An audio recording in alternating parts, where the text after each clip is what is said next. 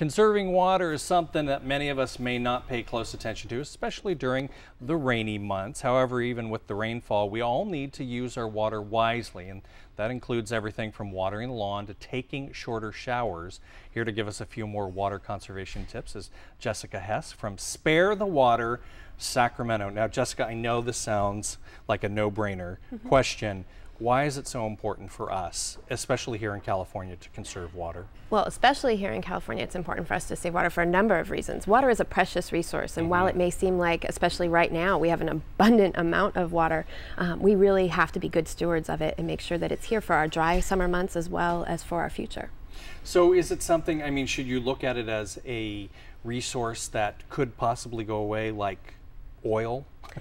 Not like oil. I mean, there'll always be a resource for us in terms of water. We're in a very fortunate position where it'll come down from the Sierras. But the other thing to remember is we have some very dry years, and so we can conserve water today and save that resource for those drier years in the future. Okay, so what are some of the biggest water users in and around the home? Outside your home in the Sacramento region, we estimate it's about 60 to 65% of your water usage is on your lawn alone. Really? Yes, and inside your home, your biggest water user is your toilet with about 25% of your water usage. Seriously? Okay, so what can people do to save water outside their home? Is it better to have your sprinkler system on a timer, or is it better to turn it on and time it yourself? There are folks who have both systems, and quite honestly, either way works. You just need to be able to be sure that you're timing that right. Some of the things we suggest for conserving water is to water before 6 a.m. and after 10 p.m. That helps to eliminate some of that evaporation issues that you have with heat. Also, if you're going to be running it on an automatic sprinkler system, consider running it for 1 to 3 minutes shorter per station and running it more frequently before 6 and after 10 p.m. and that'll allow your lawn to absorb that water.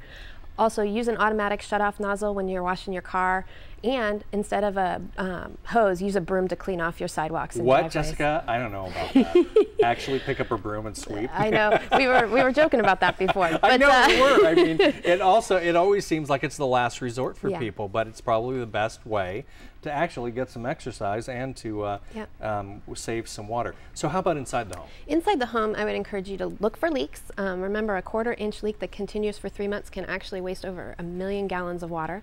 Take a shorter shower. You can save 2.5 gallons per minute when you take a shorter shower. Also, turning off that faucet while you're brushing your teeth can save you 2 gallons per minute. And using your washing machine only with a full load can save you anywhere from 15 to 50 gallons per minute.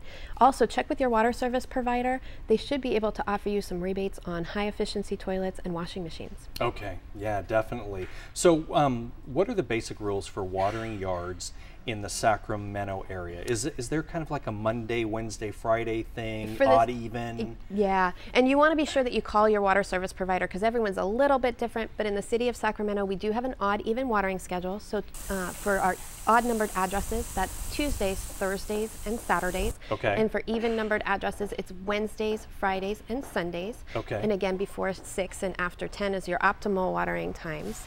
And again, no watering on Mondays. That's from daylight savings time, during the daylight savings time. After daylight savings time ends in November, we go down to 1 day a week in the city of Sacramento, and that could be Saturday or Sunday, your choice. Can you be penalized if you're caught watering on the wrong day? You can. The city does have in its ordinance, and again, every jurisdiction is a little different. The city's ordinance does say that you can be fined for watering on the wrong day or watering at the wrong time. Really? Okay. Yes. I didn't know. Well, you're on notice now. Well, when is the best time to water your lawn? You said before 6 and after 10? After 10, we'll eliminate that evaporation issue. Also, the things to remember is you want to be making sure that you're keeping the water on your lawn. A lot of times your water waste comes from water that comes off your lawn. It goes down into it's the because gutters. you're running the sprinklers for too long, or you forget and leave a sprinkler on. You want to be sure that you look to see that there's no water running off of your lawn and into the gutters. You should, again, watering those shorter, more frequent times are going to be better for you in that case. Okay, and how can you tell if you've watered your lawn enough? Is that when the water is you're running going to be off of looking it? for that runoff that's going off the lawn. As soon as you see the water hit the sidewalk, that's when it's time to turn off your sprinkler system. Well, and I also heard from gardeners that you don't want to water your lawn in the full light of day either, because the sun can burn the the water through the prisms or whatever. Yeah, there is that issue as well. That's my very scientific. There is that issue as well, but a lot of it has to do with evaporation, and you're going to lose a lot of that water before it even hits the lawn during the heat of our summer. And right before the show, I was telling you that I was educating my coworkers yesterday about the importance of getting rain barrels.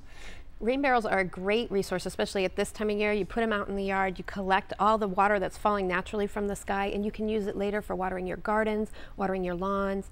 You can even use it to wash your car. Yeah, and I heard that there's some there are ways to get rain barrels at reduced cost out there through certain companies and stuff. Different water providers have different rebate programs, and again, I would encourage all the viewers to go ahead and contact their water service provider, find out about that. Also, all of the water service providers in this area offer what we call a WaterWise house call or business call, where we'll come to your home or business and help you find ways to save water. That's when Jessica comes out and she restructures your watering system to go on before 6 and after 10. All right, Jessica, thank you so much for coming to the show. Great tips. Great, as always. It's nice to be reminded.